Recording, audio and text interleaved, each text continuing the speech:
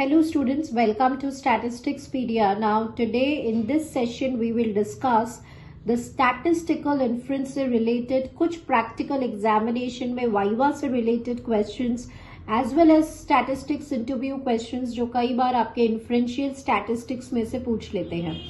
Now sampling distribution एक आपका practical का जो है वो टॉपिक होता है जहाँ पे chi square, T test, F test से रिलेटेड आपके प्रैक्टिकल एग्जामिनेशन में क्वेश्चंस आते हैं.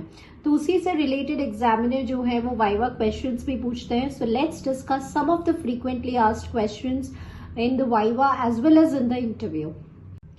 फर्स्ट क्वेश्चन देखिए, name some sampling distribution associated with a normal distribution. So sampling distributions में जैसे काई स्क्वायर है, टी डिस्ट्रीब्यूशन है, एफ डिस्ट्रीब्यूशन है, ये सारे सैम्पलिंग डिस्ट्रीब्यूशंस हैं जो रिलेटेड हैं आपके नॉर्मल डिस्ट्रीब्यूशन से. Chi square is a special case of which distribution. So students, chi square distribution आपको पता है it is a square of the standard normal distribution. और जो हम इसका पीडीएफ डिराइव करते हैं, इसका जो डेंसिटी फंक्शन होता है वो हम डिराइव करते हैं with the help of an MGF. Right तो जब आप इसका एमजीएफ डिराइव करेंगे तो आप देखते हैं कि ये जो एमजीएफ है वो गामा डिस्ट्रीब्यूशन का होता है, बाई पैरामीट्रिक गामा डिस्ट्रीब्यूशन का, जहां पे उसमें पैरामीटर ए की वैल्यू हाफ होती है और लैम्डा की वैल्यू n/2 होती है. सो बेसिकली क्वेश्चन में आपसे कई बार पूछ लेते हैं कि काई स्क्वायर डिस्ट्रीब्यूशन कौन से डिस्ट्रीब्यूशन का स्पेशल केस होता है. So it is a special case of gamma distribution. If x follows normal distribution, then x minus mu का whole square, ये जो है वो x minus mu का whole square है students, follows which distribution. तो sometimes आपसे इस तरह से पूछ लेते हैं. अब यहाँ पे आपको definition पता होनी चाहिए काई स्क्वायर की.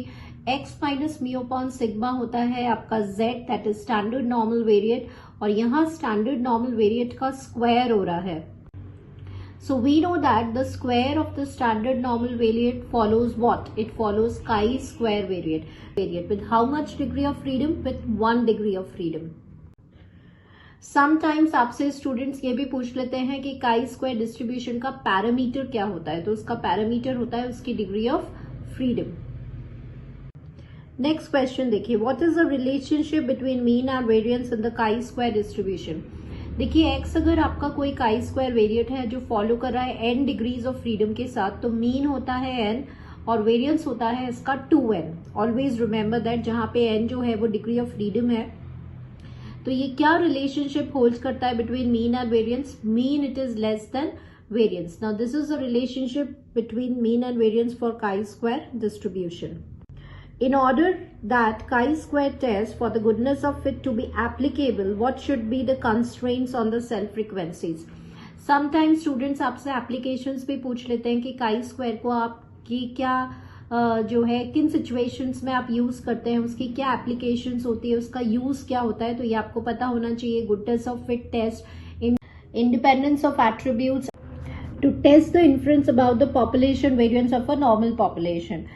तो उसके लिए भी हम काई स्क्वायर को यूज करते हैं. अब क्वेश्चन आपसे जैसे यहाँ पे पूछ लिया कि गुडनेस ऑफ फिट टेस्ट को अप्लाई करने के लिए कंडीशंस क्या होनी चाहिए, क्या कोई कंडीशंस होती है सेल फ्रीक्वेंसी की. तो कंडीशन क्या होती है स्टूडेंट्स की, आप गुडनेस ऑफ फिट टेस्ट को तभी अप्लाई कर सकते हैं जब आपकी जो सेल फ्रीक्वेंसीज हैं वो लीनियर होनी चाहिए. जो कंस्ट्रेंट्स हैं आपके, they must be linear.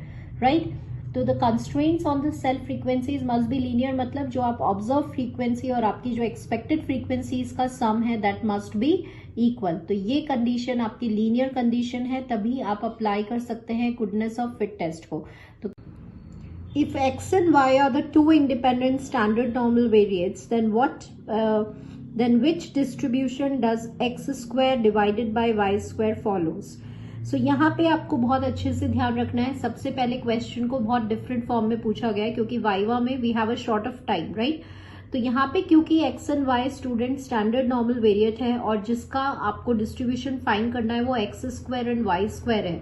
X square होता है square of standard normal variate. तो वी नो दैट कि square of standard normal variate किसको फॉलो करेगा, ऑब्वियसली काई स्क्वायर को फॉलो करेगा. सो यहाँ पे it is a ratio of two independent chi square variates. So always remember, यहाँ पे आपसे एक थ्योरम पूछ ली गई है इन अ वेरी शॉर्ट वे कि जो रेशियो होता है two independent chi square variates का वो हमेशा फॉलो करता है beta distribution of second kind को. So answer will be beta distribution of second kind. तो समटाइम्स इनडायरेक्ट वे में भी आपसे क्वेश्चंस पूछ लेते हैं. नेक्स्ट देखिए, student's t is a statistic और a parameter. So student's t क्या होता है? स्टूडेंट्स टी डिस्ट्रीब्यूशन है x bar minus mu divided by s by root N. सो यहाँ पे स्टूडेंट्स टी एक स्टैटिस्टिक होता है because it is based upon the sample observations. It is a function of sample values. That's why it is a statistic. What is the MGF of students T distribution? So यहाँ पे आपको ये याद रखना है student कि जो T distribution होता है उसका MGF एग्जिस्ट नहीं करता. डिस्ट्रीब्यूशन का MGF इसलिए नहीं एग्जिस्ट करता क्योंकि जब आप इसका म्यू आर प्राइम निकालते हैं, जब आप थ्योरेटिकल वे में डेरिवेशन स्टडी करते हैं, mu r prime expectation X की पावर आर निकालते हैं, तो वहां पे कंडीशन आती है that n should be greater than r. तभी T डिस्ट्रीब्यूशन के मोमेंट्स एग्जिस्ट करते हैं. For how many degree of freedom does T distribution tends to Cauchy's distribution? Now this is a particular case. ये कुछ short points हैं जो हमें याद रखने हैं कि T distribution एक particular case होता है Cauchy's distribution का, या T distribution tend करता है Cauchy's distribution पे, लेकिन उसकी condition होती है कि उसका degree of freedom 1 होना चाहिए. So for nu is equals to 1, T distribution will tend towards Cauchy's distribution. If X has a F distribution with n1 and n2 degree of freedom, then the distribution of 1 by X is what? Now students always remember, अगर X आपके F को follow करता है with n1 and n2 degree of freedom, तो 1 by X मतलब आप basically reciprocal ले रहे हैं. तो रेसिप्रोकल भी F डिस्ट्रीब्यूशन को फॉलो करता है, लेकिन इसका जो डिग्री ऑफ फ्रीडम है वो इंटरचेंज हो जाता है. तो 1 by X will also follow F distribution but n2, n1 के साथ. तो this property is known as a reciprocal property of F distribution. So sometimes आपसे पूछ लेते हैं कि what is the reciprocal property of F, तो इसे ही हम रेसिप्रोकल प्रॉपर्टी कहते हैं. State any two properties of F distribution. तो F डिस्ट्रीब्यूशन सबसे पहले आपको पता होना चाहिए कि सबसे इंपॉर्टेंट प्रॉपर्टी इसकी याद रखें कि जो मीन होता है आपका F डिस्ट्रीब्यूशन का वो इंडिपेंडेंट होता है उसकी फर्स्ट डिग्री ऑफ फ्रीडम से. आपको पता है कि जो F डिस्ट्रीब्यूशन है वो बाई पैरामीट्रिक होता है बिकॉज इट हैज 2 पैरामीटर्स, एक nu1 और एक nu2.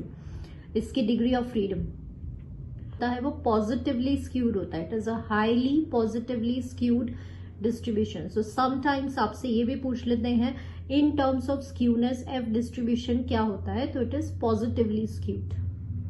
नाउ F n, मतलब यहाँ पे जो डिग्री ऑफ फ्रीडम है वो सेम रखने पे जो F डिस्ट्रीब्यूशन है उसका मीडियन क्या होता है ये भी याद रखना है आपको. मीडियन होता है 1. So when the degree of freedom are same for F distribution, that is n1 और n2 अगर इक्वल हैं तो F की वैल्यू 1 हो जाती है. दैट इज मीडियन जो होता है वो किस पॉइंट पे होता है? F इज इक्वल्स टू 1 पे. सो ये कुछ क्वेश्चंस मैंने रैंडमली क्वेश्चंस लिए हैं. इसके अलावा और फ्रीक्वेंटली क्वेश्चंस ये पूछे जाते हैं कि अगर आपको 2 पॉपुलेशन वेरिएंसेस की इक्वालिटी को टेस्ट करना है तो आप कौन से डिस्ट्रीब्यूशन को यूज करेंगे? That is F distribution. अगर आपको 2 पॉपुलेशन मीन्स की इक्वालिटी को टेस्ट करना है then you will use which distribution? That is your T distribution, right.